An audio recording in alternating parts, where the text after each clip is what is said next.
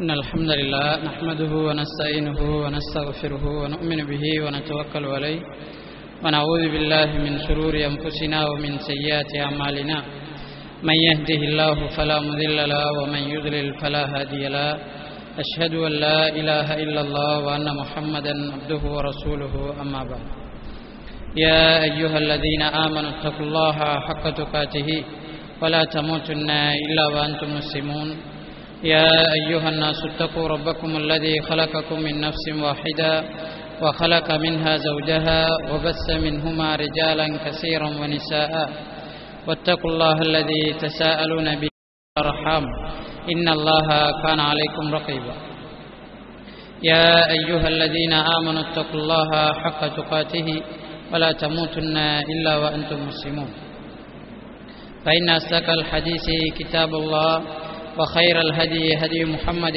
صلى الله عليه وسلم وشر الأمور محدثاتها وكل محدثة بدعة وكل بدعة ضلالة وكل ضلالة في النار أو كما قال عليه الصلاة والسلام அன்புக்குரிய அல்லாஹ்வின் நல்லடியார்களே, அஸ்ஸலாமு அலைக்கும் வரஹ்மத்துல்லாஹி தஆலா வபரகாத்துஹு. புனிதமிக்க இந்த ரமலான் மாதத்தின் சிறப்புகளை அடைந்து கொண்ட நல்லடியார்கள் கூட்டத்தில் நம் அனைவரையும் அல்லாஹு தஆலா ஆக்கியருள வேண்டும் என்று பிரார்த்தனை செய்து கொண்டு, இந்த மாதத்திலே தொடர்ச்சியாக நாம் ஷியாக்கள் தொடர்பாக அவதானித்து வருகின்றோம். நேற்றைய தினம் ஷியாக்கள் பல பிரிவுகளாக பிரிந்ததாகவும், இஸ்லாமியர்களுக்கு எதிரானவர்கள் இஸ்லாத்திற்குள் நுழைந்திருந்த போதும் பல்வேறுபட்ட கோணங்களில் இருந்தவர்கள் ஷியா என்ற போர்வையில் ஒன்று சேர்ந்து எல்லோருமாக சேர்ந்து முஸ்லிம்களுக்கு எதிராக சதி செய்வதற்கான வேலைகளில் ஈடுபட்டதாகவும் நாம் அவதானித்தோம். அந்த பிரிவுகளில் சிலவற்றை நேற்றைய தினம் உதாரணத்திற்கு உங்களுக்கு எடுத்துச் சொன்னோம். இந்த பிரிவுகளிலே இன்றைய காலகட்டத்தில் ராஃபிதா என்று சொல்லக்கூடிய பிரிவுதான் அதிகார பலமிக்க ஒரு பிரிவாகவும், பொருளாதாரத்தை மேலதிகமான பொருளாதாரத்தை கொண்ட ஒரு பிரிவாகவும், உலகளாவிய ரீதியில் தன்னை பலப்படுத்திக் கொள்வதற்கும் வளர்த்து கொள்வதற்கும் மிகவும் அதிகமாக முயற்சிக்கின்ற ஒரு பிரிவாகவும் நாம் நேற்றைய தினம் அவதானித்தோம். இந்த பிரிவுக்கு 3 பெயர்கள் சொல்லப்படுகிறது. ராஃபிலா, அல் இஸ்னை அஷரியா, அல் இமாமியா என்று சொல்வது. ராஃபிலா என்று சொன்னால் நிராகரிப்பவர்கள் என்று அர்த்தம். நிராகரிப்பவர்கள் என்று சொன்னால் ஸெய்த் இப்னு அலி ரஹிமஹுல்லாஹ் அவர்களுடைய சபையில் ஷியாக்கள் எல்லோரும் இருக்கிறார்கள். அப்போது ஸெய்த் இப்னு அலியிடம் அவர்களில் சிலர் கேட்கிறார்கள், அபூபக்கரை பற்றி நீங்கள் என்ன சொல்கிறீர்கள், உமர் ரலியல்லாஹு அன்ஹு அவர்களை பற்றி நீங்கள் என்ன சொல்கிறீர்கள் என்று கேட்கிறார்கள். கேட்டபோது ஸெய்த் இப்னு அலி ரஹிமஹுல்லாஹ் அவர்கள் இருவரும் நல்லவர்கள், அவர்கள் என் பாட்டனார் என்று ஸெய்த் இப்னு அலி ரலியல்லாஹு அன்ஹு அவர்கள் பெருமையாக அவர்களை பற்றி சொல்கிறார்கள். அப்போது அங்கு சபையில் இருந்தவர்கள் அவரை எதிர்த்து கொண்டு வெளியிலே எழுந்து செல்கிறார்கள். ஸெய்த் இப்னு அலி ரஹிமஹுல்லாஹ் அவர்கள் சொல்கிறார்கள், ரஃபல்துமூனி, என்னை நீங்கள் நிராகரித்து விட்டீர்கள் என்று சொன்னார்கள். அன்றிலிருந்தே இவர்களுக்கு ராஃபிலா, நிராகரிப்பவர்கள், நிராகரித்தவர்கள் என்ற பெயர் வந்ததாக வரலாற்று ஆய்வாளர்கள் குறிப்பிடுகிறார்கள். இன்னும் ஒரு பெயர் அவர்களுக்கு சொல்லப்படுகிறது, அல் இஸ்னை அஷரியா. இஸ்னை அஷரியா என்றால் 12 பேரை சார்ந்தவர்கள் என்பது அதன் அர்த்தம். அதாவது தங்களுடைய மார்க்க விஷயங்களில் கொள்கை சார்ந்த விஷயமாக இருந்தாலும், வணக்க வழிபாடு சார்ந்த விஷயமாக இருந்தாலும், பண்பாடு சார்ந்த விஷயமாக இருந்தாலும் 12 இமாம்களிடமிருந்தே அனைத்து விஷயங்களையும் அவர்கள் எடுத்துக்கொள்கிறார்கள். 12 இமாம்களையே தங்களுடைய எல்லா விஷயங்களுக்கும் ஆதாரமாக அவர்கள் கொள்வதனால் 12 பேரை சார்ந்தவர்கள் என்ற பெயர் அவர்களுக்கு வந்ததாக அறிஞர்கள் குறிப்பிடுவதை நாங்கள் பார்க்கிறோம். இன்னும் ஒரு பெயரும் அவர்களுக்கு சொல்லப்படுகிறது, அல் இமாமியா என்று சொல்லி. இமாம்களை சார்ந்தவர்கள் என்பது அதன் பொருள். அதாவது தங்கள் எல்லா விஷயத்திற்கும் இமாம்களையே சார்ந்திருப்பதனால் இந்த இமாமியா என்ற பெயர் அவர்களுக்கு சூட்டப்பட்டிருக்கிறது. இவர்களுடைய முக்கியமான கொள்கைகளை நாங்கள் அவதானித்தோம் என்று சொன்னால், அல் குர்ஆன் மாற்றப்பட்டுள்ளது அல்லது அதில் தவறுகள் இருக்கிறது என்று அவர்கள் கூறுகிறார்கள். தலைமைத்துவம் தொடர்பாக அவர்களிடம் மாறுபட்ட சிந்தனை இருக்கிறது. மீள்பிறவி இருப்பதாக சொல்கிறார்கள். அல்லாஹு தாலாவுக்கு திடீரென்று சில விஷயங்கள் தோன்றும் என்றும் அவர்கள் குறிப்பிடுகிறார்கள். நம்மை பொறுத்தவரைக்கும் அல்லாஹு தஆலா முக்காலமும் அறிந்தவன் என்று நம்பி இருக்கிறோம். நடந்தவை, நடப்பவை, நடக்க இருப்பவை எல்லாம் அல்லாஹு தஆலாவுக்கு தெரியும் என்பது முஸ்லிம்களுடைய நம்பிக்கை. ஆனால் ஷியாக்களுடைய நம்பிக்கை என்னன்னு கேட்டீங்கன்னால், அதாவது ராஃபிலாக்களுடைய நம்பிக்கை என்னன்னு கேட்டீங்கன்னால், அல்லாஹு தஆலாவுக்கு தெரியாத விஷயங்களும் இருக்கிறது. அது நடக்கும்போது திடீரென்று அவனுக்கு தோண்டும் என்பது அவர்களுடைய இந்த பதா என்று சொல்லக்கூடிய ஒரு கொள்கை. அதுபோன்று தக்கியா என்று சொல்லக்கூடிய நடித்து வாழுகின்ற இன்னும் ஒரு கொள்கையும் அவர்களிடம் இருக்கிறது. அதுபோன்று அவர்களுடைய மதத்தில் அல்லது அவர்களுடைய மதுஹபிலே முத்தா விபச்சாரம் ஹலாலாக்கப்பட்டிருக்கிறது. அதுபோன்று ஒருவர் உழைக்கின்ற மொத்த சொத்திலிருந்து 5இல் ஒரு பகுதியை இறைவனுக்காக கொடுத்துவிட வேண்டும் என்பது அவர்களுடைய மதுஹபின் முக்கியமான ஒரு விஷயம். அதாவது 100க்கு 20 ரூபாய் அவங்க கண்டிப்பாக கொடுக்கணும். ஜக்காத்து என்பது வேறு. ஜக்காத்து வருடம் கணிப்பிட்டு கொடுப்பது. இது 100க்கு 5 வீதம் என்றால் ஒரு ஆள் இன்றைக்கு 1000 ரூபா உழைக்கார் என்றால் அவர் 200 ரூபா கொடுத்துருவோம். அவர் 200 ரூபா அல்லாஹுக்காக ஒதுக்கிவிட வேண்டும். இப்படி 100க்கு 20 வீதம் அவர்கள் சொந்த பணத்தில் இருந்து வெளியாக்க வேண்டும் என்பது அவர்களுடைய ஒரு கொள்கை.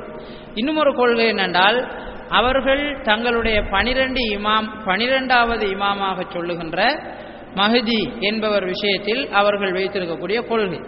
அடுத்து இன்னும் ஒரு அவர்களிடம் இருக்கின்ற கொள்கை என்னென்றால், சஹாபாக்கள் விஷயத்தில் உலகத்தில் இருக்கிற எல்லாரையும் விட அதிகமாக ஏசக்கூடியவர்களாகவும் அவர்களை நிந்திக்கக்கூடியவர்களாகவும் இந்த கூட்டம் வாழ்ந்து வருகிறது. இது அவர்களுடைய முக்கியமான கொள்கை. இதனோடு ஒட்டிய சில விஷயங்களும் நாம் அவர்களை பற்றி ஆய்வு செய்கின்ற போது அவதானிக்க வேண்டி இருக்கிறது. அதில் முக்கியமான ஒரு விஷயம் என்னென்றால், அவர்களுடைய அடிப்படை மூலாதாரங்கள், அவங்க எதிலிருந்து இந்த மாதிரி தகவல்லாம் எடுக்கிறாங்க என்கிறத நாங்கள் கட்டாயம் அறிஞ்சு கொள்ளணும். அந்த மாதிரி புத்தகங்கள் என்னென்ன அவங்கள்ட்ட இருக்கு, அந்த புத்தகங்களுடைய நிலைமை என்ன என்பதை நாங்கள் அறிந்து கொள்ள வேண்டியது அவசியம். அடுத்தது அல்லாஹ் பற்றிய நம்பிக்கை அவர்களிடம் எப்படி இருக்கிறது என்பதையும் நாங்கள் தெரிஞ்சுக்கணும். ரசூல் ஸல்லல்லாஹு அலைஹி வஸல்லம் அவர்களை பற்றி அவர்கள் என்ன சொல்கிறார்கள், என்ன மாதிரி அவங்க நம்பி இருக்கிறாங்க என்றதையும் நாங்கள் தெரிந்து கொள்ள வேண்டிய அவசியம் இருக்கிறது. ஹதீஸ் பற்றி அவர்கள் என்ன சொல்கிறார்கள் என்பதையும் நாங்கள் தெரிந்து கொள்ளணும்.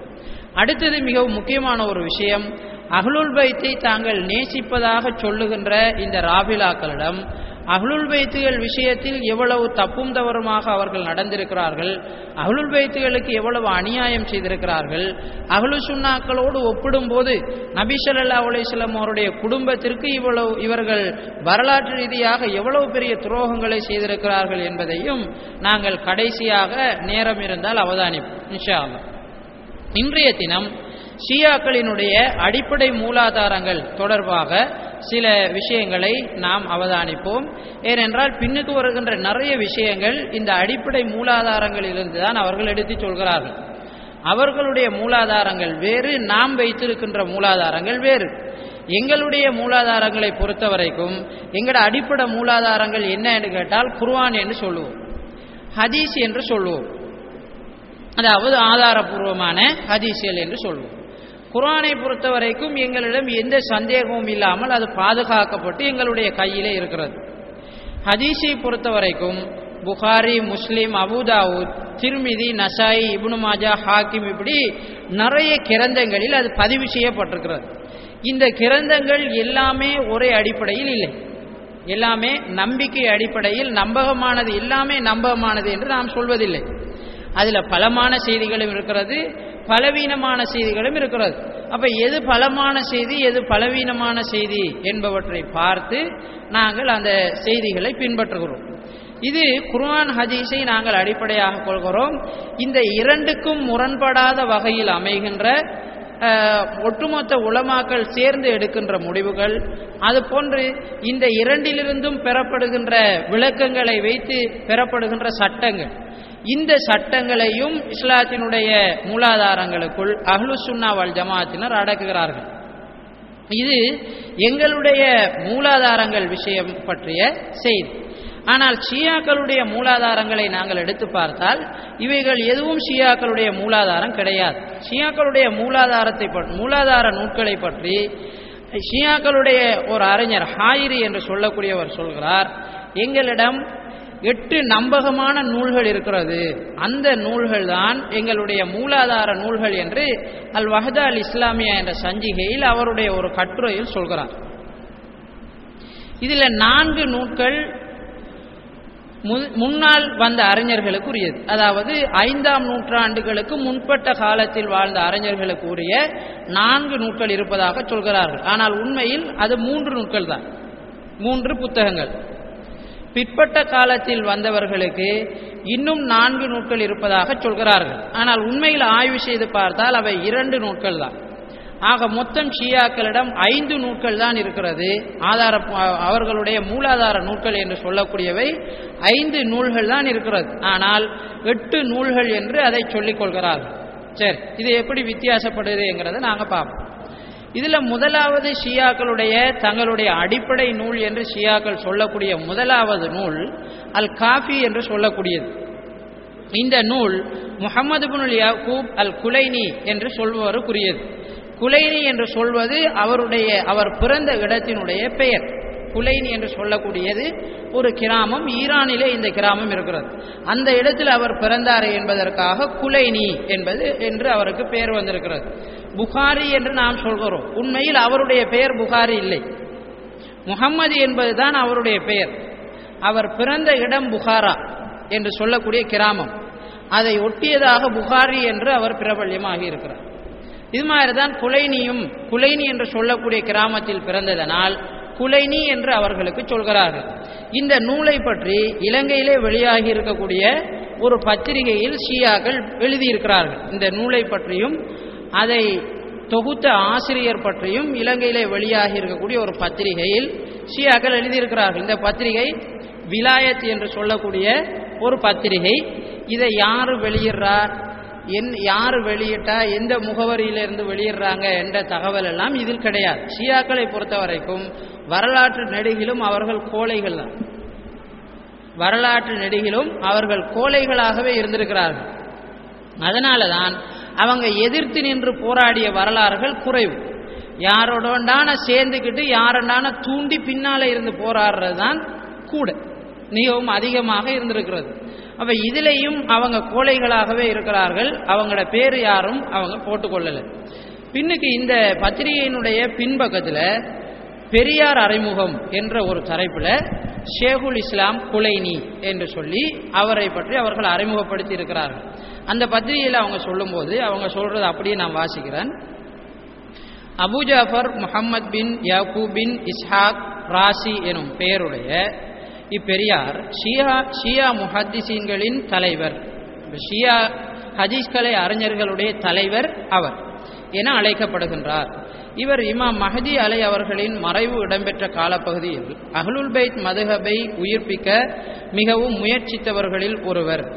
ஷியாக்களின் முக்கிய 4 ஹதீஸ் நூல்களில் முதன்மை இடத்தை வகிக்கும் அல் காஃபி எனும் நூலின் ஆசிரியருமாக திகழ்கின்றார்.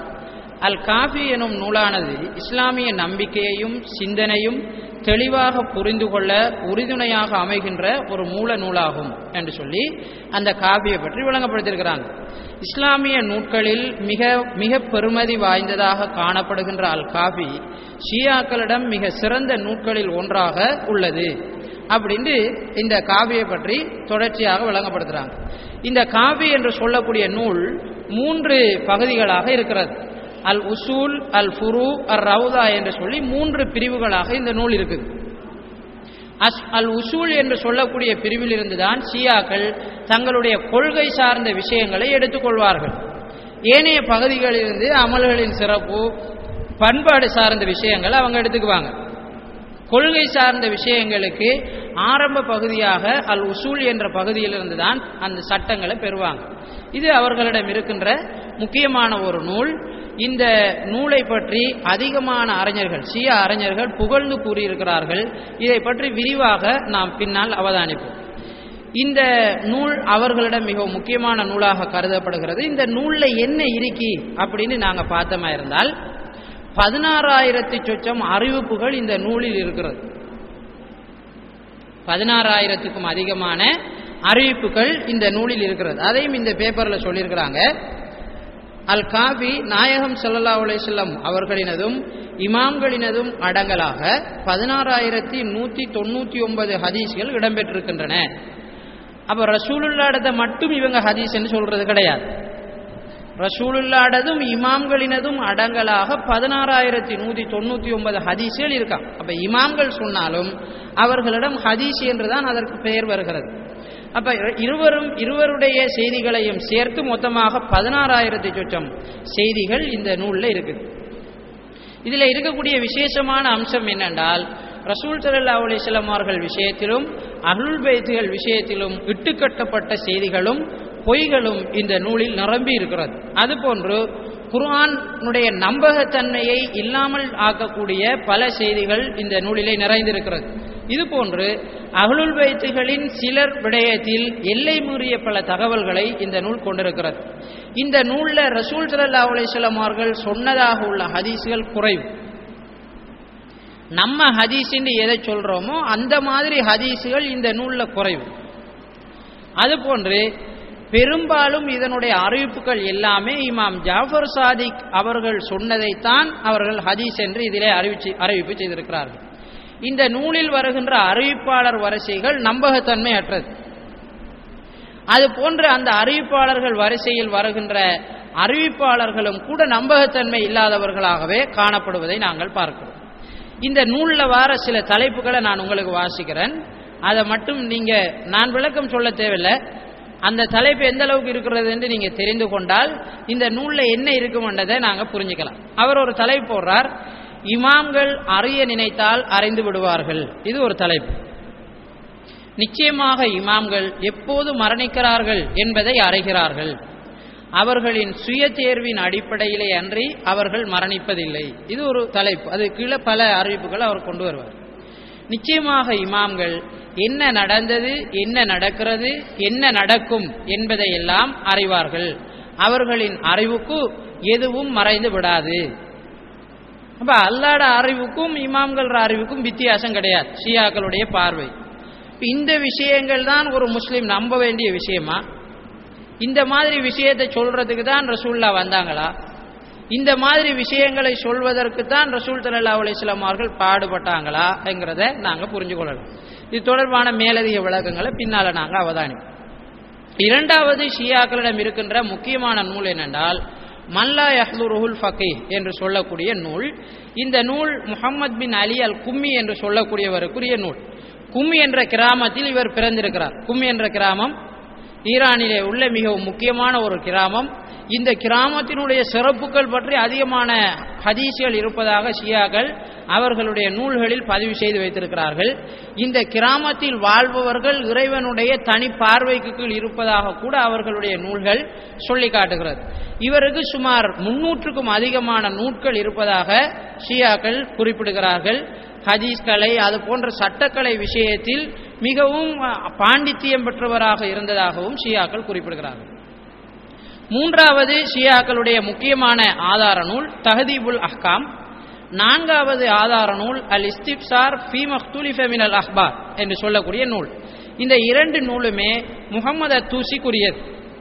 இதுல ஒரு விஷயம் என்னென்றால், முதலாவது தஹதீபுல் அஹ்காம் அவர்கள் எழுதி போட்டு, ரெண்டாவது அல் இஸ்திப்சார் என்ற நூலை தஹதீபுல் அஹ்காம சுருக்கித்தான் எழுதினார்.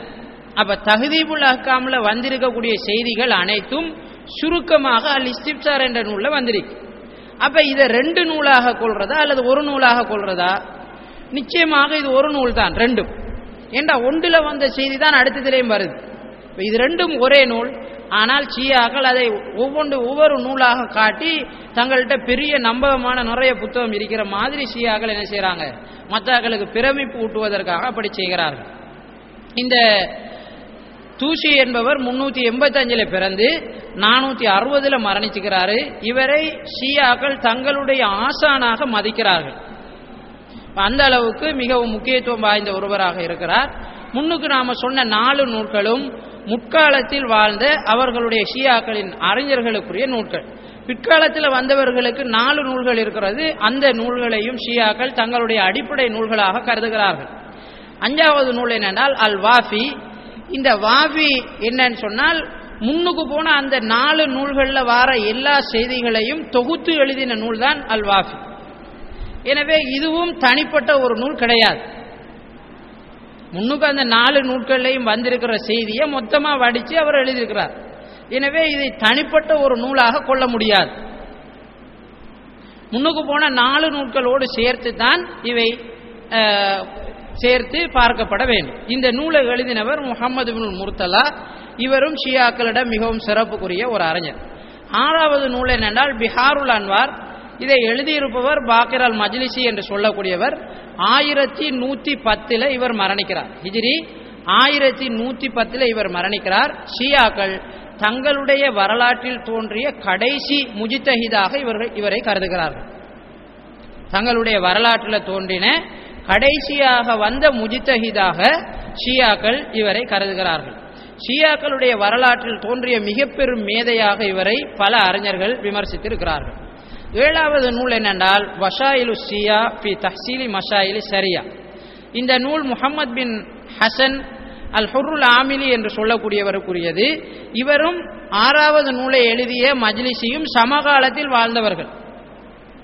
மஜ்லிசி மரணித்து கொஞ்ச காலத்தில் இவர் மரணித்து விட்டார். இவருடைய கபரடி இன்றைக்கும் ஷியாக்களால் தரிசிக்கப்படுகின்ற முக்கியமான ஒரு தலமாக கருதப்படுகின்றது. ஹதீஸ்கலை, சட்டக்கலை போன்ற விஷயங்களில் ஷியா அறிஞர்களில் மிக பெரும் மேதையாக இவர் திகழ்ந்ததாக ஷியாக்கள் குறிப்பிடுகிறார்கள். 8வது நூல் 7வது நூலோடு ஒட்டிய நூல் முஸ்ததரக்குல் வசாயில். முஸ்ததரக்குல் வசாயில் என்பது வசாயிலு ஷியா என்ற நூலின் சுருக்கம். எனவே இந்த நூலையும் தனிப்பட்ட ஒரு நூலாக கருத முடியாது. இந்த நூலை எழுதியிருப்பவர் நூரியா தபரசி என்று சொல்லக்கூடியவர். 1320 இவர் மரணிக்கிறார். ஹிஜ்ரி 1320 இவர் மரணிக்கிறார். நான் இங்கே ஒவ்வொருவருடைய மரணத்தின் தகவலையும் ஆண்டையும் சொல்வதற்கு முக்கியமான ஒரு காரணம் இருக்கிறது. என்ன காரணம் என்றால், நாம நபி ஸல்லல்லாஹு அலைஹி வஸல்லம் அவர்கள் மரணித்து ஹிஜ்ரி 1400 ஆண்டுகள் கடந்து விட்டதற்கு பிறகு இஸ்லாத்தை பின்பற்றிக் கொண்டிருக்கிறோம். எந்த ஒரு கொள்கையாக இருந்தாலும் சிந்தனையாக இருந்தாலும் அது பிரச்சாரம் செய்யப்படுகின்ற காலத்தில் எழுதப்படுகின்ற நூல்கள் தான் மிகவும் நம்பகத்தன்மை வாய்ந்ததாக இருக்கும். அல்லது அந்த காலத்திற்கு மிகவும் நெருக்கமான காலத்தில் எழுதப்படுகின்ற நூல்கள் நம்பகத்தன்மை வாய்ந்ததாக இருக்கும். இன்றைக்கு கிறிஸ்தவர்களுடைய பைபிள் நம்பகத்தன்மை அற்றதுன்னு சொல்றோம். அதுக்கு பிரதானமாக சொல்லக்கூடிய காரணம் என்னென்றால், ஈசா அலைஹிஸ்ஸலாம் அவர்கள் மரணித்த காலத்திற்கும் இந்த பைபிள் எழுதப்பட்ட காலத்திற்கும் இடையில் மிகப்பெரிய ஒரு இடைவெளி இருக்கிறது. எனவே இந்த இடைவெளிக்குள்ள ஈசா அலைஹிஸ்ஸலாம் அவருடைய தகவலை முழுமையாக எழுத முடியாது என்கிறதுனால அது நம்பகத்தன்மை அற்றது என்று சொல்றாங்க. அப்ப ரசூல் ஸல்லல்லாஹு அலைஹி வஸல்லம் அவர்கள் சொன்ன செய்திகள் ரசூலுல்லாஹ்வுடைய காலத்தில் எழுதப்பட்டால் அது நம்பகத்தன்மை வாய்ந்ததாக இருக்கும். அல்லது அவருடைய காலத்திற்கு மிகவும் நெருக்கமான காலப்பகுதியில் எழுதப்பட்டிருந்தாலும் நம்பகத்தன்மை வாய்ந்ததாக இருக்கும். அஹ்லுஸ் சுன்னா வல் ஜமாஅத்தினரை பொறுத்தவரைக்கும் அல்ஹம்துலில்லாஹ் அவர்களிடம் ரசூல் ஸல்லல்லாஹு அலைஹி வஸல்லம் அவர்களுடைய காலத்தில் எழுதிய நூல்கள் இருக்கிறது.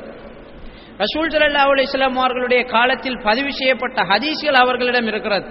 ரசூல் ஸல்லல்லாஹு அலைஹி வஸல்லம் அவர்களுக்கு மிகவும் நெருக்கமான காலப்பகுதியில் எழுதப்பட்ட நூல்கள் எல்லாம் அஹ்லுஸ் சுன்னா வல் ஜமாஅத்திடம் இருக்கிறது.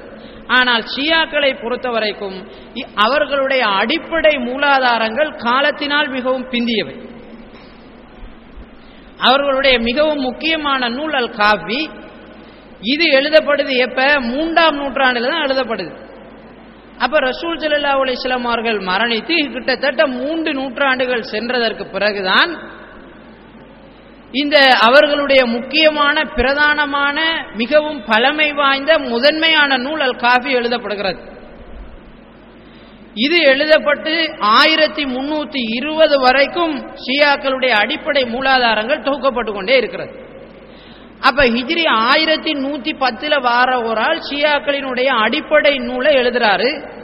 அது அவர்களிடம் மார்க்க ஆதாரமாக காட்டப்படுகிறது. உதாரணமா இன்றைக்கு ஒரு நூல் எழுதுகிறார் ஒருவர். நான் ஒரு ஹதீஸை சொல்கிறேன். அந்த ஹதீஸ் எங்க வருதுன்னு கேட்டால், இப்போது எழுதப்பட்டிருக்கின்ற ஒரு நூலை நான் சொல்கிறேன். நிச்சயமாக இதை நீங்கள் ஏற்றுக்கொள்ள மாட்டீர்கள்.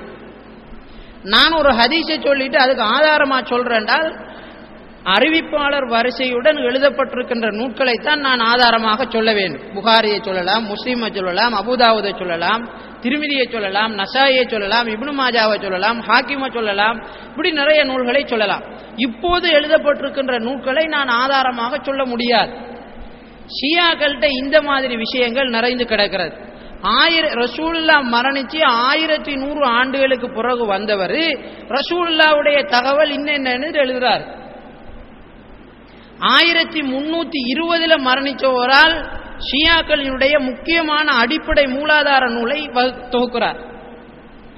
இது ஷியாக்களுடைய மதுஹப், அந்த கொள்கையின் நம்பகத்தன்மைக்கு பெரியதொரு அடி. அவர்கள்ட்ட நம்பகமான நூல்கள் இல்லை என்பதற்குரிய வரலாற்று சான்று இது. சரி, பிற்பட்ட காலத்தில் வந்தவர்கள் நூல்கள் எழுதவே முடியாதா? எழுதுறதுல பிரச்சனையான்னு கேட்டால் எழுதலாம். எப்படி எழுதலாம்? ரசூல் ஸல்லல்லாஹு அலைஹி வஸல்லம் அவர்கள் சொன்ன தகவலை இன்னார் கேட்டார், அதற்கடுத்து இவர் கேட்டார், அதற்கடுத்து இவர் கேட்டார் என்று அறிவிப்பாளர் வரிசை தொடரை குறிப்பிட்டு ஒருவர் எழுத முடியும். 1000 ஆண்டுகளுக்கு பிறகு வருகின்ற ஒருவர் முற்காலத்தில் எவரும் சொல்லாத ஒரு கருத்தை சொல்லி இதை ரசூலுல்லாஹ் சொன்னார்னு சொல்ல முடியாது, இது ரசூலுல்லாஹ்வுடைய ஹதீஸ் என்று சொல்ல முடியாது. ஏன்? 1000 ஆண்டுகளாக அந்த ஹதீஸ் எங்க இருந்துச்சு என்ற ஒரு கேள்வி வரும். இதான் இந்த ஷியாக்களுடைய நூல்களில் காணப்படுகின்ற மிகவும் பிரதானமான ஒரு குறைபாடு. 1300 ஆண்டுகளுக்கு பிறகு வாரவரால் ஒரு நூலை எழுதுறார். அதுல முன்னுக்கு போன எந்த இமாம்களும் சொல்லாத பல ஹதீஸ்கள் இருக்கிறது. அதாவது ஷியாக்கள்கிட்ட ஹதீஸ் என்று அவங்க சொல்ற பல செய்திகள் இருக்கிறது. அதை அவர்கள் நம்பகமான செய்திகளாக எடுத்துக்கொண்டு தங்களுடைய மார்க்க விவகாரங்களை அதிலிருந்து தீர்மானிக்கிறார்கள். 1000 ஆண்டுகளுக்கு பிறகு வருகின்ற ஒருவர் எப்படி 1000 ஆண்டுகளுக்கு முன்னால் சொல்லப்பட்ட தகவலை எப்படி எடுக்கலாம்? எந்த அறிவிப்பாளர் வரிசையும் இல்லாம, அவர்கிட்ட யாரு சொன்னார் என்ற எந்த தகவலும் இல்லாம எப்படி அவர் எடுக்கலாம் என்கிற பெரியதொரு கேள்வி ஷியாக்களுடைய கொள்கையில் மிகப்பெரியதொரு குறைபாடு, இந்த குறைபாடு இருக்கிறது. எனவே அன்புக்குரிய அல்லாஹ்வின் நல்லடியார்களே, இங்கே ஷியாக்களினுடைய அடிப்படை மூலாதாரங்களில் இருக்கின்ற மிக பிரதானமான இந்த 2 குறைபாடுகளையும் நாங்கள் பார்க்கிறோம். சொல்வார்கள், ஒரு பானை சோற்றுக்கு ஒரு சோறு பதம் என்று சொல்லுவாங்க.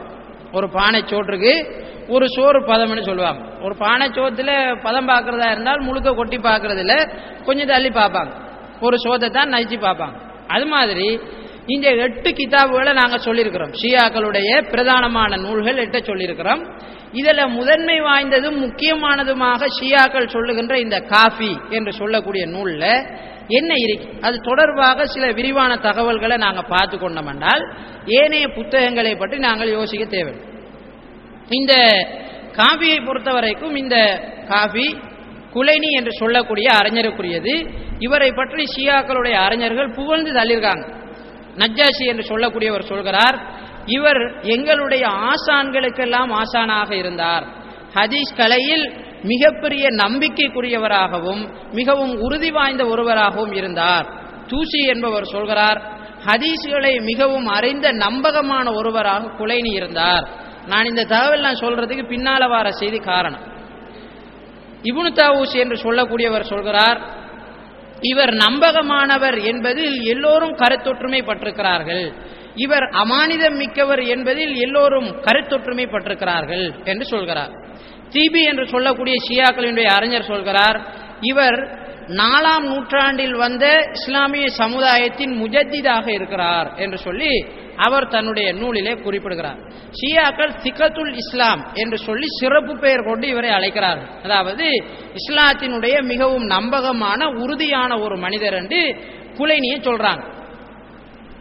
சிகத்துல் இஸ்லாம் என்று ஷியாக்கள் சொன்னால் அது குலைனி என்று அர்த்தம்.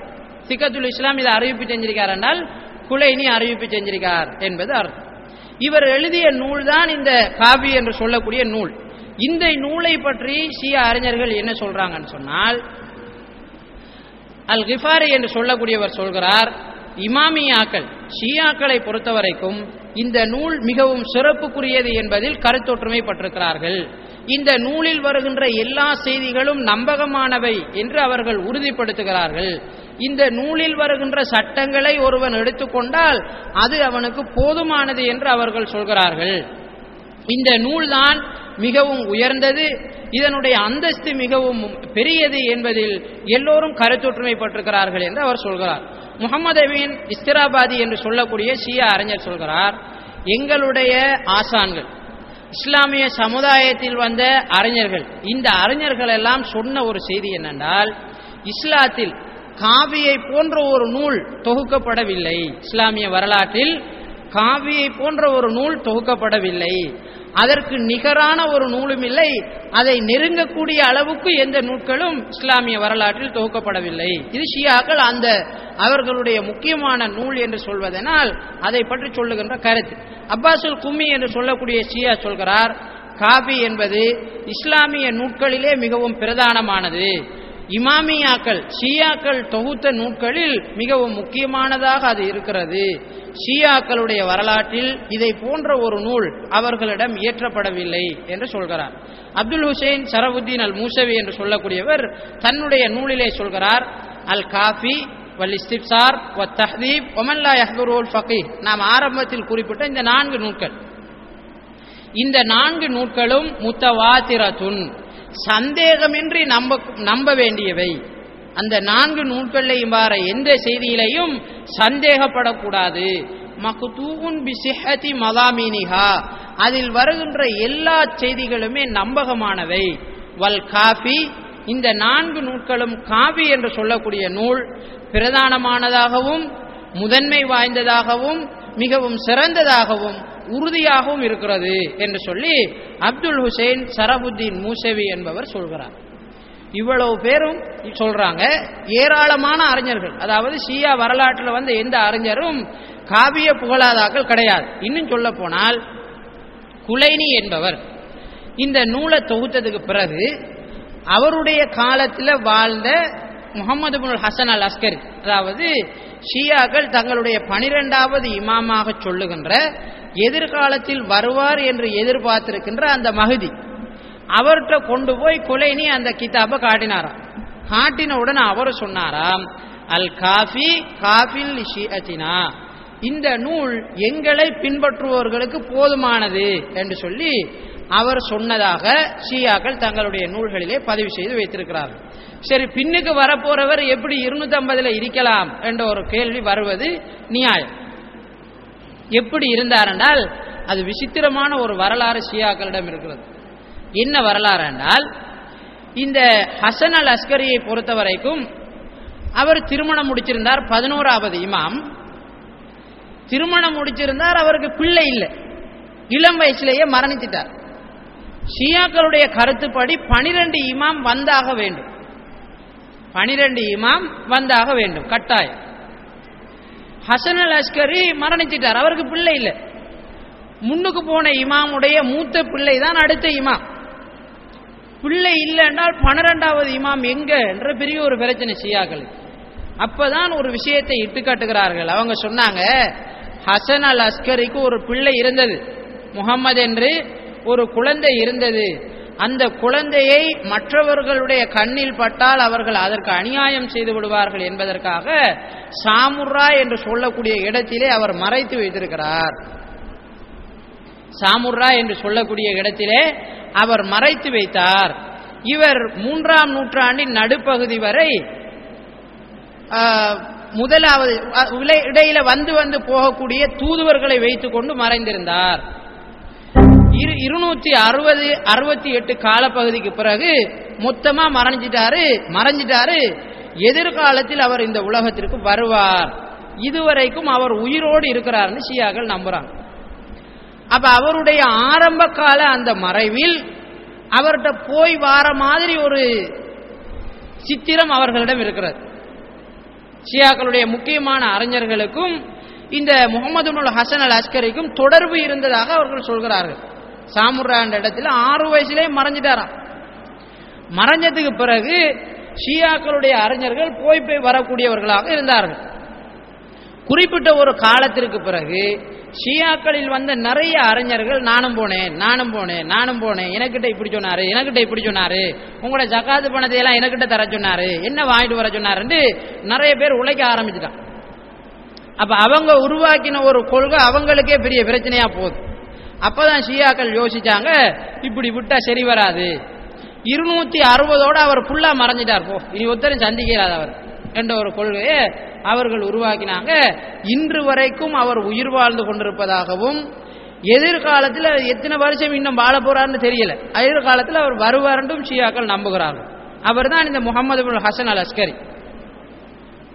நம்முடைய சமுதாயத்தில் கிதுர் அலைஹிஸ்ஸலாம் இன்றைக்கு வரைக்கும் உயிரோடு வாழ்ந்துட்டு இருக்காங்கன்னு நம்முடைய சமுதாயத்தில் பலர் நம்புறாங்க.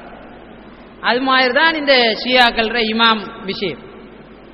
ஷியாக்கள் தான் அந்த கிதுர் அலைஹிஸ்ஸலாத்திர பேரை விட்டாங்களோ என்னமோ தெரியல. அப்ப 1200 ஆண்டுகள் கடந்ததற்கு பிறகும் இன்னமும் உயிர் வாழ்ந்து கொண்டிருப்பதாக ஒருவரை பற்றி ஒரு சமுதாயம் நம்புகிறது என்று சொன்னால் அது ஷியா சமுதாயம் தான். எவ்வளவு மற்ற ரகமான நம்பிக்கை என்பதை நாங்கள் தெரிந்து கொள்ள முடியும். அப்ப இவர்கிட்ட காவிய தொகுத்ததுக்கு பிறகு குலைனி போய் காட்டினாராம். காட்டினோன்னு அவர் சொன்னாராம், இது எங்கட சமுதாயத்துக்கு போதும், வேற ஒன்று தேவையில்லைன்னு சொன்னார். அந்த அளவுக்கு முக்கியத்துவப்படுத்தப்பட்ட சிறப்பிக்கப்பட்ட முக்கியமான ஒருவரால் எழுதப்பட்ட அந்த நூல். சரி, இந்த நூல்ல என்ன வருது பாருங்க. அந்த நூல்ல வார செய்தியை நான் வாசிக்கிறேன். காவியில குலைனி ஒரு அறிவிப்பை செய்கிறார். அலி இப்னு அபீ தாலிபுடைய பெயரால இந்த அறிவிப்பு இட்டுக்கட்டப்பட்டிருக்கிறது.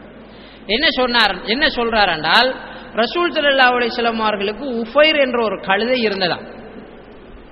இந்த அறிவிப்பு பாருங்க, இதுல வார எல்லா அறிவிப்பாளர்களும் கழுதை தான், கழுதை அறிவிப்பாளர்கள் தான் வராங்க. பாருங்க, ரசூல் ஸல்லல்லாஹு அலைஹி வஸல்லம் அவர்களுக்கு உஃபைர் என்ற ஒரு கழுதை இருந்தது. ஒரு சந்தர்ப்பத்தில் அது உயர்ந்து இந்த சத்தம் போட்டுச்சு. அலி ரலியல்லாஹு அன்ஹு அவர்கள் சொன்னார்களாம், இந்த கழுதை ரசூல் ஸல்லல்லாஹு அலைஹி வஸல்லம் அவர்களுடன் பேசியது. ரசூலுல்லாஹ் கூட சொன்னிச்சாம், என்னுடைய தாயும் என்னுடைய தகப்பனும் உங்களுக்கு அர்ப்பணமாகட்டும். அது கழுதட தாய் யாரு தகப்பன் யாருன்னு அதெல்லாம் நாம யோசிச்சிட கூடாது. ரசூலுல்லாஹ் அந்த கழுதை சொல்லுதாம், என்னுடைய தாயும் என்னுடைய தகப்பனும் உங்களுக்கு அர்ப்பணமாகட்டும். என்னுடைய தந்தை அவருடைய தந்தை சொன்னதாக, அவருடைய தந்தையிடம் அவருடைய தந்தை சொன்னதாக எனக்கு அறிவிச்ச செய்தி ஒன்று இருக்குது. கழுதை சொல்லுது. எப்படி சொல்லுது? என்னுடைய தந்தை எனக்கிட்ட சொன்னாரு, என்னன்னு அவருடைய தந்தை அவருக்கு சொன்னதாக எனக்கிட்ட சொல்றாரு.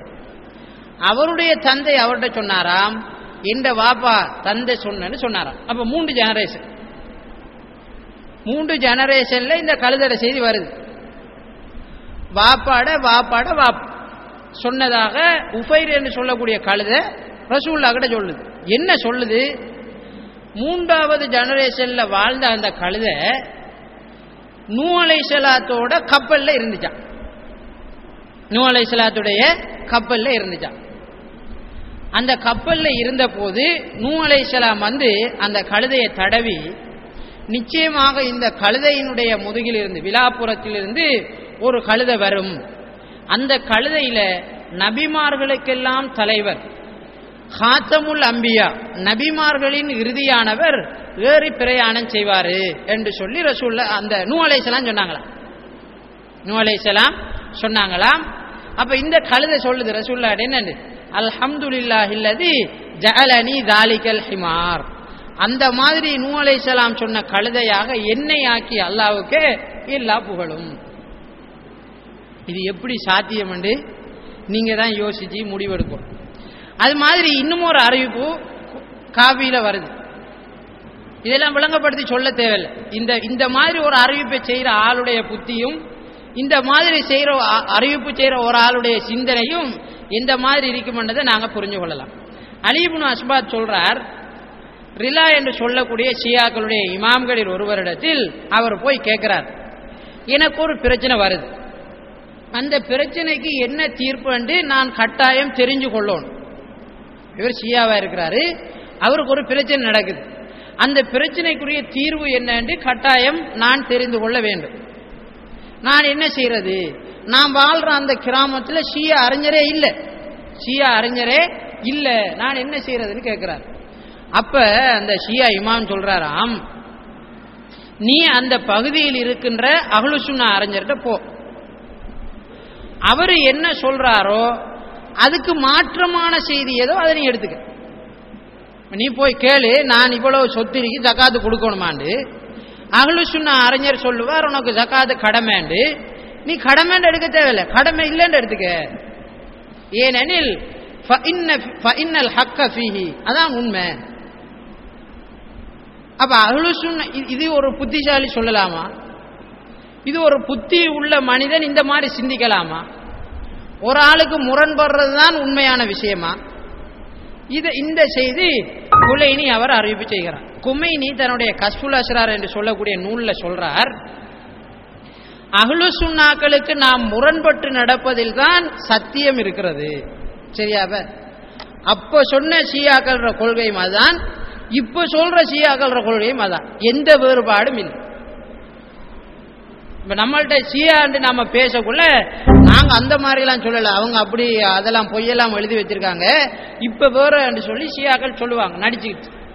இல்ல, அல்லாஹ் வெளிப்படுத்திட்டான் குமைனிய வாயால, அவருடைய நூல்ல வெளிப்படுத்திட்டான். அவர் சொல்றாரு, அஹ்லுஸ் சுன்னாக்களுக்கு முரண்படுவதில் தான் சத்தியம் இருக்கிறது. இப்ப அஹ்லுஸ் சுன்னாக்கள் தொழுகிறாங்கன்னா நாம சொல்லக்கூடாது, அவன் ஜக்காத்து கொடுக்குறான்னா நாம கொடுக்க கூடாது. இப்ப இது அவர்களுடைய மதுஹபில் இருக்கக்கூடிய முக்கியமான ஒரு விஷயம். இது காவியில பதிவு செய்யப்பட்டிருக்கிறது. இது தொடர்பாகவும் இன்ன பிற விஷயங்கள் தொடர்பாகவும் காவியில் அறிவிப்பு செய்யப்பட்டிருக்கின்ற சில அறிவிப்புகளை பாருங்க. வெறும் நான் வாசித்து மொழிபெயர்க்கிறேன். ஒரு அறிவிப்புல ஒரு ஆள் தலப்பா கட்டிக்கிட்டு வீட்டில இருந்து வெளியாகினால் அவருக்குரிய சிறப்பு பற்றி சொல்லப்படுகிறது. ஒரு ஆள் தலப்பாவை கட்டிக்கிட்டு வீட்டிலிருந்து வெளியாகினார்னால் அவருக்கு என்ன நடக்கும் என்றால், அவர் ஒரு பிரயாணம் செய்வதற்காக வெளியேறினால் அந்த பிரயாணத்தில் அவருக்கு திருட்டு நடக்காதான். அதனாலதான் ஷியாக்கள்ல பெரிய ஆக்கள் எல்லாம் பாத்தீங்கன்னா பெரிய பெரிய தலப்பா சீக்கிய மாதிரி கட்டிருப்பாங்க. சீக்கிய மாதிரி பெரிய பெரிய தலப்பா கட்டிருப்பாங்க. என்னென்றால் அவங்க தலப்பா கட்டிட்டு வீட்டில இருந்து வெளியாகினா அவங்களோட பிரயாணத்தில் அவங்களுக்கு களவு நடக்காதான், தீப்பற்றி எரியாதான், அவங்க வெறுக்கக்கூடிய எந்த காரியமும் அவர்களுடைய பிரயாணத்தில் நடக்காது. இது குலைனி தன்னுடைய காவியில் பதிவு செய்து வைத்திருக்கக்கூடிய நூல். ஒரு செய்தி. இன்னும் ஒரு செய்தியில செருப்பு சம்பந்தமா சொல்றாரு பாருங்க. ஒரு ஆள் ஷியா அறிஞர்கள்ட்ட ஒருவரிடத்துல ஒரு கருப்பு செருப்பை போட்டுட்டு வரார். அப்ப அவரு, ஏன் இந்த கருப்பு செருப்பை நீ போடுறாய், அந்த கருப்பு செருப்புல நிறைய தீமை இருக்குன்னு உனக்கு தெரியாதான்னு கேட்கிறார். என்ன தீமை என்றால், இந்த கருப்பு செருப்பு அணிகிறதுனால பார்வை குறைஞ்சிரும், ஆணுறுப்பு தேவையில்லாம நீண்டு போயிரும், இது பெரிய ஒரு தொகையா இருக்குது, இத பெருமை அடிப்பவர்கள் தவிர வேறு எதுவும் அணிகிறதில்லை, இப்படி பல தீங்குகள் இருக்கிறதாக என்ன செய்யறாரு அவர் சொல்றாரு. இதை கேட்டுட்டு போய் நாளைக்கு கருப்பு செருப்பை விட்டுறாங்க. அப்ப காவியில இந்த மாதிரி என்ன செய்து வருது. இன்னும் ஒரு அறிவிப்புல பாருங்க, அதே விஷயத்தை ஒரு ஆள் சொல்றாரு. ஹனான் பின் சதீர் என்கிற ஒரு ஆள் ஷியாக்களுடைய இமாம்கள்ட்ட ஒருவர்கிட்ட வரார். அவர காலில் கருப்பு செருப்பு இருக்குது. அப்ப ஹனான்கிட்ட கேட்கிறாரு, என்னப்பா நீ கருப்பு செருப்பு அணிஞ்சிருக்கிறாய், உனக்கு தெரியாதா கருப்பு செருப்புல நிறைய பாதிப்பு இருக்குன்னு உனக்கு தெரியாதா? 4 விஷயங்கள் இருக்கிறது, அதுல 3 பாதிப்புகள் இருக்கிறதுன்னு சொல்லிட்டு, என்ன பாதிப்புன்னு சொல்லும் போது, துகைஃபுல் பசர, அது பார்வையை குறைச்சிடும். கருப்பு செருப்புங்கிறது பார்வையில பிரச்சனையை ஏற்படுத்தும். அது மாதிரி உன்னுடைய ஆணுறுப்பை தேவையில்லாம நீட்டி போட்டுரும். அது மாதிரி உன்னோட கவலையை அது அதிகரிக்கும். இது போல இது பெருமைக்காரர்களுடைய ஆடை. இப்ப கருப்பு செருப்பு அணிகிறது பெருமைக்காரர்களுடைய ஆடை என்று அவர் சொல்கிறார். அது மாதிரி இப்படி சொன்னதுக்கு பிறகு அவர் ஹனான் கேட்கிறார், சரி கருப்பு செருப்பை விட்டுருவோம், ஆனா என்ன செருப்பை தான் நான் அணிகிறேன் என்று என்ன செய்யறாரு ஹனான் கேட்கிறார். அப்ப இவர் சொல்றாரு, உனக்கு மஞ்ச செருப்பை அணிகிறதுக்கு நான் ஆலோசனை சொல்றேன், மஞ்ச செருப்பை நீ அணி, கடைக்காரர்கள் நிறைய மஞ்ச செருப்பு வாங்கணும், அப்ப மஞ்ச செருப்பை நீ அணின்னு சொல்றார். ஏன் மஞ்ச செருப்பு அணியணும்? அதுல 3 விஷயங்கள் இருக்கிறது. ஒன்று என்னென்றால், பார்வையை அது கூர்மையாக்கும், உன்னுடைய ஆணுறுப்பை அது கெட்டியாக்கும், அது மாதிரி கவலையை அது இல்லாமாக்கும். அது மட்டுமில்ல, நபிமார்கள் கூட மஞ்ச செருப்பை தான் அணிஞ்சாங்க. ஒருவேளை இந்த ஆள் மஞ்ச செருப்பு விற்கிற ஆளா இருந்திருப்பாரோ தெரியல. அப்ப இந்த மாதிரி ஒரு அறிவிப்பை கொலைனி என்ன செஞ்சிருக்காரு, தன்னுடைய காவியில் பதிவு செய்து வைத்திருக்கிறார். அப்ப காவி எந்த அளவுக்கு மட்ட ரகமாக இருக்கிறது என்கிறத இந்த அறிவிப்புகள் எங்களுக்கு சொல்கிறது. இது அஹ்லுல் பைத்துகள் சொல்லியிருப்பாங்களா, ரசூலுல்லாஹ் சொல்லியிருப்பாங்களா, சும்மா சாதாரண ஒரு மனுஷன் சொல்லலாமா? நிச்சயமாக இஸ்லாத்தினுடைய எதிரிகள் முஸ்லீம்களுக்கு புத்தி இல்லைன்றதை நிரூபிக்கிறதுக்கு தான் இந்த மாதிரி அறிவிப்புகளை எல்லாம் இணைஞ்சிருக்காங்க, இஸ்லாம் என்ற போர்வையில் விட்டிருக்கிறார்கள். இன்னும் ஒரு அறிவிப்பில் பாருங்க, குலைனி அவருடைய நூல்ல வைக்கக்கூடிய அறிவிப்பு, காலுறை கால் மேசை அணிவது உங்களுடைய பார்வையின் பலத்தை கூட்டும் என்று சொல்லி ஒரு அறிவிப்பை சொல்றார். இன்னும் ஒரு அறிவிப்பில், யார் பிஸ்மில்லாஹி வாலா சுன்னதி முஹம்மது ரசூலுல்லாஹ் என்று சொல்லிக்கொண்டு நகம் வெட்டுகிறாரோ, ஒவ்வொரு செவ்வாய்க்கிழமையும் மீசையை கத்தரிக்கிறாரோ, அவருக்கு எந்த நோயும் பீடிக்காது, மரணிக்கின்ற கடைசி நோய் தான் அவருக்கு இருக்கும், வேற ஒரு நோயும் வராது என்று சொல்லி குலைனி சொல்றார். இப்ப இஸ்லாமிய வரலாற்றில் வந்த எத்தனையோ அறிஞர்களுக்கு நோய் பிடிக்கிறது, அவங்களும் கத்தரிச்சு தான் இருக்காங்க, அவங்களும் நகத்தை வெட்டி தான் இருக்காங்க. ஆனா இதெல்லாம் சிந்தனைக்கு தொடர்படாத அறிவிப்புகளாக இருக்கின்றன. இன்னும் ஒரு அறிவிப்பு மாதுளம்பழம் இது சம்பந்தமா சொல்லுது. ஒரு அறிவிப்புல சொல்றாரு, யாரு ஒரு மாதுளம்பழத்தை முழுமையா சாப்பிடுறானோ அவனுடைய உள்ளத்தை விட்டும் அல்லாஹு தஆலா 40 நாட்களுக்கு ஷைத்தானை தூரமாக்கி விடுகிறான். யார் 2 மாதுளம்பழங்களை முழுமையாக சாப்பிடுகிறாரோ அவருடைய உள்ளத்தை விட்டும் ஷைத்தான் 50 நாட்களுக்கு அல்லாஹு தஆலா ஷைத்தானை தூரமாக்கி விடுகிறான். இல்ல 100 நாட்களுக்கு ஷைத்தானை தூரமாக்கி விடுகிறான். யார் 3 மாதுளம்பழங்களை முழுமையாக சாப்பிடுகிறானோ அவனுடைய உள்ளத்தை விட்டும் அல்லாஹு தஆலா 1 வருட காலத்திற்கு ஷைத்தானை தூரமாக்கி விடுகிறான். வெறும் மாதுளம்பழத்துக்கு இவ்வளவு சிறப்பா?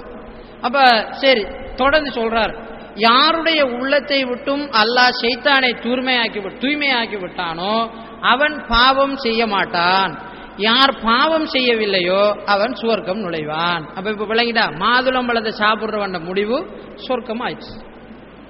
அப்ப கூடுதலா மாதுளம்பழத்தை சாப்பிட்டால் விரைவா சொர்க்கம் போயிடலாம் என்று காவியில குலைனி அறிவிச்சிருக்கார். இன்னும் ஒரு அறிவிப்பு பாருங்க, அதை விட விசித்திரமான ஒரு அறிவிப்பு. குலைனி அபுல் ஹசன் சொல்வதாக சொல்கிறார், உங்களுக்கு தெரியுமா, நதிகள்லையும் மூமீனான நதிகளும் இருக்குதாம், காவிரான நதிகளும் இருக்குதாம். ஆறுல ஆற்றுல மூமீனான ஆறும் இருக்குதாம், காவிரான ஆறும் இருக்குதாம். என்ன ஆறு அப்படி? 2 நதிகள் மூமீனானவை, 2 நதிகள் காவிரானவை என்று சொல்றார். மூமீனான நதிகள் என்னையாம்? ஃபுராத்தும் மிஸ்ர்ல இருக்கக்கூடிய, அதாவது எகிப்தில் இருக்கக்கூடிய நைலும் என்று சொல்லி அவர் சொல்கிறார். காவிரான நதிகள் என்னன்னு கேட்டால் தஜ்லாவும் பல்க் என்று சொல்லக்கூடிய இன்னும் ஒரு நதியும் என்று சொல்லி அவர் சொல்கிறார். இப்ப நாம நினைச்சிட்டு இருக்கோம் முஸ்லிம் மனிதர்களையும் ஜின்களையும் தான் இந்த காவிர் முஸ்லிம் என்று பிரிக்கிறேன். ஆனால் ஷியாக்கள்கிட்ட உலகத்தில் இருக்கிற எல்லா படைப்புகள்லையும் காவிர் முஸ்லிம் என்று பிரிவினை இருக்கிறது. கிளி குருவி இதுலையும் ஷியாக்கள்கிட்ட காவிர் முஸ்லிம் என்று இருக்குது. அந்த மாதிரி காவிரான படைப்புகள் அஹ்லுல் பைத்தை நேசிக்கிறது இல்லையா, மூமீனான படைப்பினங்கள் அஹ்லுல் பைத்தை நேசிக்குமாம், அது மூமீன்களாக இருக்குமாம் என்று ஷியாக்கள் அறிவிப்பு செய்கிறார்கள். குலைனியுடைய இன்னும் ஒரு அறிவிப்பு பாருங்க, அபு ஹம்சா கிட்ட ஒரு இமாம் சொல்றாரு, இந்த உலகத்துல ஷியாக்களை தவிர மற்ற ஆக்கள் எல்லாரும் தப்பான வழி குழந்தைகள் என்று சொல்லி சொல்றாரு. நாம சொல்ற மாதிரி சொன்னா ஹராங்குடி. இப்ப ஷியாக்களை தவிர மத்தாக்கள் எல்லாரும் தப்பான வழியில் பிறந்தவர்கள் என்று சொல்லக்கூடிய ஒரு அறிவிப்பு ஷியாக்களுடைய பிரதானமான முதன்மையான மிகவும் முக்கியமான ஒரு நூல், மிகவும் பழமை வாய்ந்த ஒரு நூல், மிகவும் முக்கியமான ஒரு அறிஞர், இமாம் புகாரியை விடவும் சிறப்பித்து சொல்லப்படக்கூடிய ஷியாக்களுடைய நூல்களில் சிறப்பித்து சொல்லப்படக்கூடிய ஒருவர் அறிவிப்பு செய்திருக்கக்கூடிய ஒரு செய்தி தான் இந்த செய்தி. இன்னும் ஒரு அறிவிப்பில் ஹசன் அலிக்கு கிட்டத்தட்ட 170 மில்லியன் பாஷைகள் தெரியும் என்று சொல்லி குலைனி சொல்றார். 170 மில்லியன் பாஷையை எப்படி ஒரு ஆள் படிக்கலாம்? எப்படி ஒரு ஆள், இது எப்படி சாத்தியம்? அதெல்லாம் நம்ம யோசிக்க முடியாது. காபியில குலைனி அறிவிப்பு செஞ்சு வச்சிருக்காரு. சரி, ஒரு மனிதனுடைய அவுரா என்ன என்றதை சொல்லும் போது முன்னுக்கு பின்னுக்கு இருக்கிற அந்த 2 தான் அவுரத்து. அப்ப ஒரு வேர்டன் மாதிரி முன்னுக்கு ஒரு கச்சை துண்டை அணிஞ்சால் போதுமானது என்று ஷியாக்களுடைய இந்த பிரதானமான நூல் காபியில இந்த அறிவிப்பு வந்திருக்கிறது. முஸ்லீம் அல்லாதவருடைய ஒருவருடைய அவுரத்தை பார்க்கறத பொறுத்த வரைக்கும் ஒரு கழுதட அவுரத்தை பார்க்கிற மாதிரி தான். அதுக்கும் இதுக்கும் என்ன இல்லை, வித்தியாசம் கிடையாது. அப்ப அதெல்லாம் தாராளம் என்று சொல்கிறார்கள். இந்த மாதிரி அறிவிப்புகளால் தான் ஷியாக்கள்கிட்ட ஒழுக்க வீழ்ச்சி நிறைந்து காணப்படுகிறது. இன்னும் ஒரு அறிவிப்புல காவில வரக்கூடிய இன்னும் ஒரு அறிவிப்பு சொல்லுது, ரசூல்லா சொன்னாங்களாம், ரசூல்லாட பேரால் எடுக்கிறாங்க பாருங்க, எகிப்தில் இருக்கக்கூடிய நதியில், அந்த எகிப்தில இருக்கக்கூடிய தண்ணியில உங்களோட தலையை கழுவிராதங்க, உங்களோட தலையை கழுவிராதங்க. ஏனென்றால் அந்த தண்ணியில தலையை கழுவிங்க என்றால் ரோஷம் போயிரும். அப்ப எகிப்தில் இருக்கிறோம் ஒத்தனைக்கும் என்ன இல்லை, ரோஷம், மானம், வெக்கம், சூடு சோரனை ஒன்றும் இல்லை ஏன்னா அவன் அதுல குளிச்சுட்டு கிடக்கான். அப்ப ரசூல்லா சொன்னாங்களாம், ரசூல்லாட பேரால இதை சொல்றாரு, கொலைனி சொல்றார். அப்ப எவ்வளவு ஷியாக்களால புகழப்பட்ட ஒருவர் எந்த மாதிரியான அறிவிப்பை செய்யறாருன்னு பாருங்க. அபு அப்துல்லா சொல்றாராம், வெள்ளை சேவல் என்னுடைய நண்பன், அதுபோன்று அது ஒவ்வொரு மூமியினுடைய நண்பன் வெள்ளை சேவல். இன்னொரு அறிவிப்புல சேவலில் 4 விஷயங்கள் இருக்கு, 5 விஷயங்கள் இருக்கிறது, அந்த 5 விஷயங்களும் நபிமார்கள்ட்ட இருந்த விஷயங்களா. போதா குறைக்கு நபிமார்கள்ட்ட இருந்த 5 பண்புகள் சேவல்கிட்ட இருக்குதான். என்ன ஒரு பண்புன்னு கேட்டால் அதுகிட்ட எளிமையான வாழ்க்கை இருக்கிறதா, நபிமார்கள் எளிமையா வாழ்ந்தாங்களாம். அது மாதிரி வீரம் இருக்குதாம், சேவல்கிட்ட வீரம் இருக்கிறதாம், நபிமார்களிடமும் வீரம் இருந்ததாம். போதும் என்று சொல்லக்கூடிய மனம் சேவலிடம் இருக்கிறதாம். இதெல்லாம் எப்படி கண்டுபிடிச்சாங்கன்னே தெரியல. அது மாதிரி தொழுகையினுடைய நேரத்தை சேவல் அறிகிறதாம், ஒவ்வொரு தொழுகையினுடைய நேரத்தையும் சேவல் அறிகிறது. அது போன்று வீடு கூடக்கூடிய பல வழிகள் சேவலுக்கு தெரியும். இது மாதிரி ரோஷம், மானம் எல்லாம் சேவலுக்கு இருக்குது. இந்த பண்புகள் எல்லாம் நபிமார்களிடம் இருந்த பண்புகள், இதுவும் சேவலிடம் இருப்பதனால் சேவல் சிறப்புக்குரிய ஒன்றாக இருக்கிறது என்று சொல்லி ஹசன் அபுல் ஹசன் பேர்ல இதை விட்டு கட்டுறாங்க. அபு அப்துல்லா சொன்னதாக இன்னும் ஒரு அறிவிப்புல ரசூல் ஸல்லல்லாஹு அலைஹி வஸல்லம் அவர்கள் பிறந்தாங்களாம். பிறந்த நேரம் Abdul Muttalib, Abu Talib Abu தாலிப்னா இதுல வருது, அபூ தாலிப் ரசூலுல்லாவுக்கு பால் கொடுக்கறதுக்கு ஆக்களை தேடி பார்த்தார், யாரும் இல்லை, எவருமே கிடைக்கல. அப்ப அபூ தாலிப் என்ன செஞ்சாராம், தன்னுடைய மார்பகத்தை ரசூல்லோட வாயில வச்சாராம். ரசூல் ஸல்லல்லாஹு அலைஹி வஸல்லம் அவர்கள் போதுமான அளவு அதிலிருந்து என்ன பால் குடிச்சாங்களாம். பிறகு ஹலீமா சாதியாவை அபூ தாலிப் பெற்றுக்கொண்ட உடனே ஹலீமா சாதியா கிட்ட வளர்க்கிற பொறுப்பை ரசூல்லா வளர்க்கிற பொறுப்பை அபூ தாலிப் கொடுத்துட்டாராம். அப்போ இது சாத்தியமா, ஒரு ஆம்பளை கிட்ட இருந்து இந்த மாதிரி செய்யலாமாங்கிறதையெல்லாம் நாங்கள் அவரும் யோசிக்கல, பின்னுக்கு இதை நல்லதுன்னு சொல்றாங்களும் யோசிக்கல. இந்த மாதிரி அறிவிப்பை எல்லாம் வச்சிருக்கிற ஒரு ஆளை போய் நம்ம இந்த மாதிரி புகழ்ற வேண்டும் அவங்க யோசிக்கல. இன்னும் ஒரு அறிவிப்புல குலைனி சொல்றாரு, ஷியாக்களை தவிர வேறு யாரும் இஸ்லாத்துல இல்ல, அவங்க எல்லாரும் காவிர்கள் ஆயிட்டாங்கன்னு சொல்றாரு. அப்ப இதுகள் இந்த குலைனி அறிவிப்பு செய்யக்கூடிய சில அறிவிப்புகள். இன்னும் ஒரு அறிவிப்பு பாருங்க, ஷியாக்கள் இமாம்கள்ட்ட ஒருவர்கிட்ட ஒரு ஆள் கேட்கிறார், ஒரு ஃபத்வா கேட்கிறார். என்ன கேட்கிறாரு, நான் பல மக்களோடு சேர்ந்து வாழ்கிறேன், முஸ்லிம்களுக்கு இஸ்லாமிய அரசுக்கு கட்டுப்பட்டு வாழக்கூடிய கிறிஸ்தவர்கள் யூதர்களை நான் சந்திக்கிறேன், அவர்களோடு முசாபா செய்கிறேன், கையை கொடுக்கிறேன், சலாம் சொல்றேன், இந்த மாதிரி சகோதரத்துவமா இருக்கிறோம், நான் இந்த நேரம் என்ன செய்யறது என்று சொல்லி அவர் கேட்கிறார். கேட்ட உடனே இந்த பெரிய அறிவாளி இந்த இமாம் சொல்றாரு, மண்ணால உண்ட கையை கழுவிக்க, எப்படி மண்ணால உண்ட கையை கழுவு. அவ ஷியா ஒரு கிறிஸ்தவர்கிட்டையோ ஒரு யூதன்டையோ கை கொடுத்தால், கை குலுக்கினால் அவர் மண்ணை போட்டு தேய்ச்சி அந்த கையை என்ன செய்யணும், கழுவணும். அவுபில் ஹாயித்தி, மண் இல்லை கிடைக்கல என்றால் பக்கத்தில் இருக்கிற சுவர்ல தேய்ச்சி உண்ட கையை கழுவிக்கன்னு சொல்றார். திரும்ப அவர் வந்தவர் கேட்கிறார், நான் ஒரு அஹ்லு சுன்னாவோட பழகிறேன், அவருக்கு கை கொடுக்குறேன், என்ன செய்யணும் என்று கேட்ட உடனே, நீ இந்த மாதிரி மண் போட்டு இது செய்யறதெல்லாம் சரி வராது, மொத்தமா உன்னையே கழுவிக்கணும் என்று சொல்லி என்ன செய்யறாரு அவர் சொல்றார். அப்ப யூத கிறிஸ்தவர்களை விட அஹ்லு சுன்னாக்கள் ஷியாக்களிடம் மிகப்பெரிய நஜீஸானவர்களாக இந்த அறிவிப்பு சித்தரிக்கிறது. இது ஷியாக்களினுடைய பிரதானமான ஒரு கருதப்படுகிறது. இந்த மாதிரி நிறைஞ்சு காணப்படுறதுனாலதான் சொல்கிறார், யாரெல்லாம் எங்களை பின்பற்றுபவர்களாக சொல்கிறார்களோ, எங்களுடைய சொல்கிறார்களோ அவர்களெல்லாம் நிச்சயமாக எங்கள் விஷயத்தில் பொய் உரைக்கிறார்கள், எங்கள் விஷயத்தில் பொய் சொல்கிறார்கள். எந்த அளவுக்கு என்று சொன்னால் ஷைத்தானுக்கு கூட இவங்களோட பொய் தேவைப்படுது.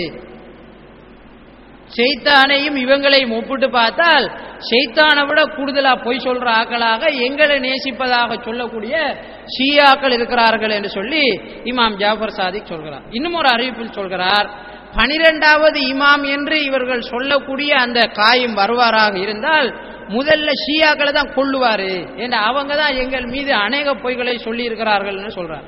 இன்னும் ஒரு அறிவிப்பில் சொல்கிறார், எங்களுடைய ஷியாக்கள் எல்லோருமே மிகவும் மட்டரகமான மடமைக்காரர்களாக இருக்கிறார்கள். ஏனென்றால் சிந்தனைக்கு அப்பாற்பட்ட மிகவும் அதிகமான பொய்களை அவர்கள் எங்கள் மீது இட்டுக்கட்டி இருக்கிறார்கள் என்று சொல்லி அவர் சொல்கிறார். இன்னும் ஒரு அறிவிப்பில் சொல்கிறார், அல்லாஹு தஆலா முனாஃபிக்குகள் பற்றி இறக்கி வைத்திருக்கக்கூடிய எந்த வசனமாக இருந்தாலும் அது முதல்ல ஷியாக்களுக்கு தான் பொருந்தும் என்று சொல்லி இமாம் ஜாஃபர் சாதிக் சொல்கிறார். மூசா அல் காதிம் என்பவர் சொல்கிறார், ஷியாக்களிடம் ஒரு பரீட்சை வைத்து பார்த்தார். அவங்க யாரு முஸ்லீமா இருக்காங்க, யாரு காவிரா இருக்காங்கன்னு பார்த்தால் 1000ல் ஒருத்தன் கூட மிஞ்ச மாட்டான், எல்லாரும் இஸ்லாத்தை விட்டு போனவனா தான் இருக்கிறான் என்று ஷியாக்களோட இமாம் என்று சொல்லக்கூடிய மூசா அல் காதிம் என்பவர் ஷியாக்களை பற்றி சொல்கிறார். இதையும் அவர்களுடைய காவியில் தான் பதிவு செய்து வைத்திருக்கிறார்கள். எனவே அன்புக்குரிய அல்லாஹ்வின் நல்லடியார்களே, ஷியாக்களினுடைய அடிப்படை நூல்களில் முதன்மையானதும் பிரதானமானதும் முக்கியமானதுமான நூலினுடைய கெதியே இந்த நிலைமண்டா, அதில் இருக்கிற அறிவிப்பே இந்த மாதிரி மற்ற ரகமானதா இருக்கிறால் மற்ற நூல்களை பத்தி நம்ம சொல்லவா வேணும்? மற்ற நூல்களில் எப்படி இருக்குமென்றதை நாம கற்பனை செஞ்சு பார்க்க இயலாது. அந்த மாதிரியான புழுகளும் அந்த மாதிரியான கற்பனை கெட்டாத விஷயங்களும் இருக்கு. ஒரு அறிவிப்பு வருது, அல்லாஹு தஆலா முதல்ல ஒரு குதிரையை படைச்சானா, பிறகு ஓட விட்டானா, குதிரை வேர்த்துதான் அந்த வேர்வையிலிருந்து தன்னை உருவாக்கி கொண்டானா. ஏதாச்சும் விளங்குதா? இதுல எதுவும் விளங்காது. அதான் ஷியா. அல்லாஹ் ஒரு குதிரையை படைக்கானா, அல்லாஹ் தான் படைக்கான், அதை ஓட விடுறானா, அந்த குதிரை வேருக்குதான், பிறகு அந்த வேர்வையிலிருந்து தன்னை படைத்துக் கொள்கிறான். இது என்னது? இந்த மாதிரி அறிவிப்புகள் தான் ஷியாக்களுடைய நூல்களில் நிறைந்து காணப்படுகிறது. எனவே இந்த நூல்களிலிருந்து தங்களுடைய கொள்கைகளை எடுத்துக்கொள்பவர்கள் எந்த மாதிரியான கொள்கைகளை கொண்டிருப்பார்கள் என்பதை எங்களால் யூகிக்க முடிகிறது. வல்லோன் அல்லாஹு தஆலா இந்த பகுத்தறிவு மிக்க மார்க்கத்தை தூய்மையான அடிப்படையில் பின்பற்றிய நல்லோர் கூட்டத்தில் எம் அனைவரையும் சேர்த்தருள்வானாக. ஆமீன் ஆமீன். வாஹிர் தவானா அல்ஹம்துலில்லாஹி ரப்பில் ஆலமீன். வஸ்ஸலாமு அலைக்கும் வரஹ்மத்துல்லாஹி தஆலா வபரகாத்துஹு. சுப்ஹானக